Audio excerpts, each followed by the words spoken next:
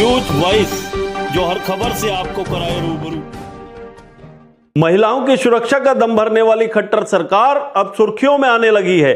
पहले मोरनी हिल्स में महा गैंगरेप और अब रेवाड़ी में छात्रा के साथ गैंगरेप का मामला सामने आया है। रेवाड़ी जिले के एक गांव की रहने वाली 19 वर्षीय द्वितीय वर्ष की छात्रा सुबह घर से कोचिंग के लिए निकली थी कि करीना बस अड्डे के समीप उसी के गांव के रहने वाले 3 युवक मिले, जिन्होंने छात्रा को अपनी गाड़ी में लिफ्ट देकर पानी पीने को कहा। अपने गांव से कोचिंग सेंटर तक पैदल चलने के बाद उसे प्यास भी लग गई थी और वह उनको जानती भी थी, क्योंकि वह उसी के गांव के रहने वाले थे। पानी में नशीला पदार्थ मिलाया हुआ था। पंकज, मनीष और नीशू नाम के 3 छात्र जो उसको अगवा कर महेंद्रगढ़ जिले की सीमा से दूर झज्जर जिले की सीमा के खेतों में बने कुएं पर ले गए, जहां और भी लोग मौजूद थे, और नशे की हालत में सभी ने उसे अपनी हवस का शिकार बना डाला। वापस शाम को करीब 4 बजे वही करीना बस अड्डे पर उसे बेसुध हालत में फेंककर रफू चक्कर हो गए। उन्हीं युवकों में से एक युवक ने छात्रा के घर पर फोन कर यह जानकारी भी दी कि उनकी लड़की बेसुध हालत में पड़ी हुई है। परिजन वहां पहुंचे तो उनकी आंख भी खुली की खुली रह गई। पीड़िता रेवाड़ी जिले के एक गांव की रहने वाली है, इसलिए परिजनों ने रेवाड़ी पुलिस को सूचित किया। रेवाड़ी की महिला पुलिस ने 0 FIR दर्ज कर उसे कनीना थाने भेज दिया। कनीना थाने की पुलिस ने भी पीड़िता के परिजनों को यह कहकर वापस लौटा दिया कि यह मामला उनकी सीमा क्षेत्र से बाहर का है। पीड़ित परिवार अब न्याय की गुहार लगा रहा है। अब देखना होगा कि बेटी बचाओ बेटी पढ़ाओ का नारा देने वाली खट्टर सरकार में बेटियां कैसे सुरक्षित रह पाएंगी। आपको बता दें कि 26 जनवरी 2016 को राष्ट्रपति स्वयं इस छात्रा को हरियाणा में टॉप रहने के लिए सम्मानित भी कर चुके हैं, मगर पुलिस है कि इस मामले पर अभी कुछ बोलने को तैयार नहीं है। रेवाड़ी से न्यूज वॉइस के लिए संजय कौशिक के साथ अजय सागर अत्री की रिपोर्ट। बेटी सुबह कोचिंग पे गई थी, कोचिंग पे उसको किडनैप किया गया। किडनैप करके मेरी बेटी को शाम को 4 बजे बस स्टैंड से किडनैप किया और उधर ही छोड़ गए नशे की हालत में। मेरी बेटी को पंकज और मनीष नाम का लड़का उठा के लेके गया है किसी कुएं पे, और कुएं पे और बच्चे थे, निशु भी था उनके साथ में, और मेरे बच्चे के साथ बहुत बुरा हाल किया है। मोदी जी कह रहे बेटी बचाओ बेटी पढ़ाओ, कहाँ से पढ़ाए, कहाँ जाए, कहीं भी नहीं जा रही। मेरी बेटी को न्याय दिलाओ जी, न्याय दिलाओ। कुछ दिन तो बहुत बड़ी बड़ी बात करके सम्मानित किया था, आज बचा लिया मेरी बेटी को। 26 जनवरी को सम्मानित किया गया था सर इसको। हाँ, पूरे हरियाणा में टॉप रही थी। मोदी जी ने सम्मानित के लिए पहले 25 दिन पहले निमंत्रण दिया था, मेरे घर पे आया था कि इस बच्ची को मोदी जी बुला रहे हैं। आज उसको बचाने के लिए वो क्यों नहीं सुन रही हमारी? कहाँ है? मैं कितने देर से वो कर रही हूँ, कोई सुनाई नहीं दे रहा।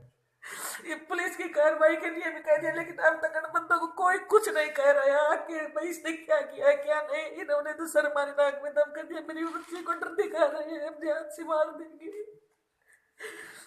हाँ सर, धमकी दी है, किसी को बताएगी तुझे खत्म कर देंगे तेरे को। गांव सर इनको गुंडों के आगे गांव कुछ नहीं बोल रहा है सर। अब तक कोई कार्रवाई शुरू नहीं की। खट्टर सरकार से बोल रही है बेटी बचाओ बेटी पढ़ाओ। पुलिस ने ऐसे फुटबॉल बना दिया, कभी उधर जाओ कभी उधर जाओ, और इधर इनके अभी भी मेरे घर के सामने घूम रहे हैं, लेकिन इन पर कोई कार्रवाई नहीं हो रही। क्या करें, किधर जाएं? वो तो सब तरह मुझे मजबूर कर दिया गया। ना तो पुलिस सुन रही है ना सरकार सुन रही है जी हमारी। 15-16 घंटे बीत गए, लेकिन पुलिस भी कोई कार्रवाई नहीं कर रही। रात को 1 बजे के बाद FIR दर्ज करवाई थी, लेकिन अब तक मेरी कोई सुनवाई नहीं करी है। बच्चे का रो रो कर डर के बुरा हाल हो रहा है। कभी कनेड़ा में भेज रहे हैं, कभी रेवाड़ी भेज रहे हैं, चक्कर काट के परेशान हो गए। बच्चे का बुरा हाल है, लेकिन कोई सुनाई नहीं ले रहा है सर।